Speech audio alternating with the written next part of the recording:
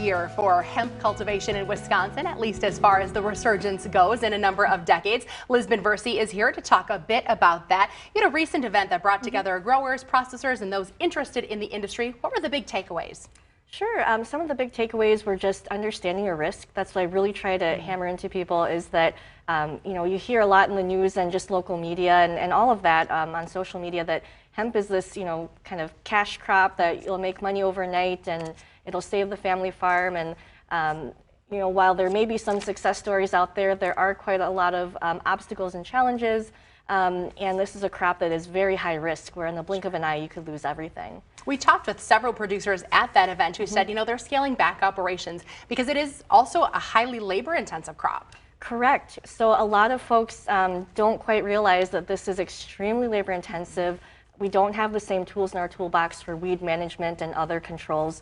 So I had heard of growers that were out there hand weeding 2 or 3 hours a day at the peak kind of weed issue time. So it's very hard. A lot of it is not quite mechanized yet, so it's a lot of hand labor for planting and harvesting and drying and all of that. If people are looking to get into hemp now, or maybe they've been growing, what are the changes for 2020? Because the industry continues to evolve, certainly from a regulation standpoint. Sure. So what we learned from the meeting from the Department of Ag, Trade and Consumer Protection, who oversees the program, is that in 2020, the third year, they're no longer going to have just a set time frame to get your license and registration. It's now more of an open enrollment period. So especially for our new growers, they can enroll at any time. It will expire, at a certain point at the end of the year.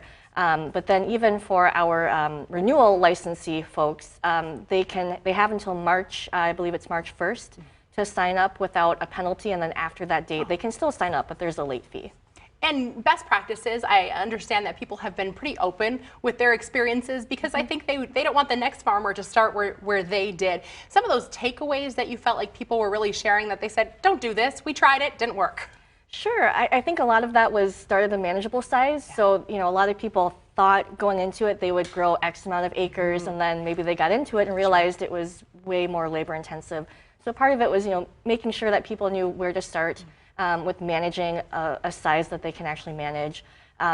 One thing I heard quite often was people grew their crop, and then when they harvested it, they didn't realize how much storage space they needed to dry the crop, to cure it, and then overall to store it.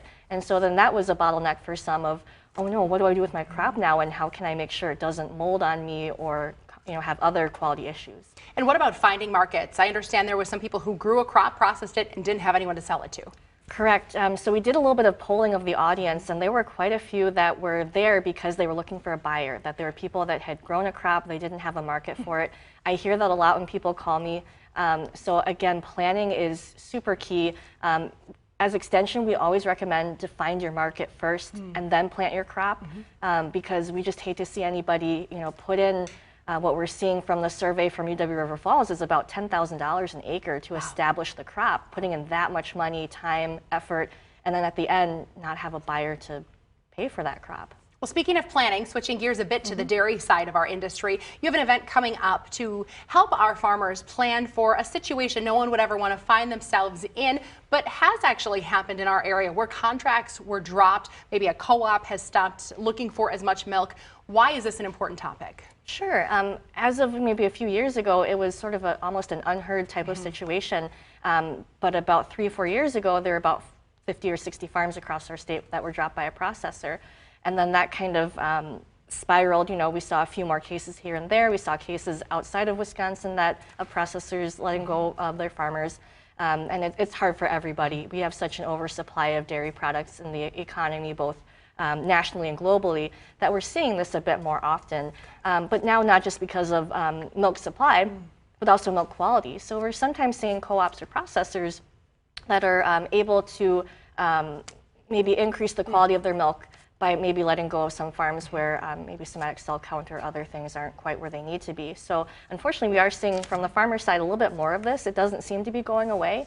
And it did happen in Brown County about a year or two ago, where roughly about 10 farms in our area, most from Brown County, were dropped by their processor. And usually these farms only have about 30 to 60 days to find a new market for their milk. Okay. And it's an extremely stressful time for those farms, and trying to help them just kind of saw some issues and bottlenecks where maybe this meeting can help provide those resources, help farms develop an emergency plan in case that might ever happen to them. But I hope that they never have to use that information.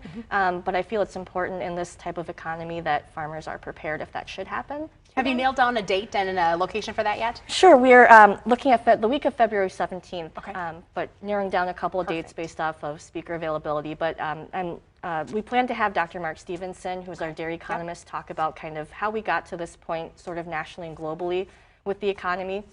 To have the Department of Ag, Trade, and Consumer Protection, they're going to send somebody to talk about the farm center resources, some of the counseling vouchers or other support that farmers may need in that very trying time. And my office and I were working on some resources to help farms identify very quickly some processor contacts that they could look into right away to try and find that market. Well, we will be sure to publish that date when it is nailed down. Liz, we appreciate the conversation this morning. Thanks for being here. Thank you.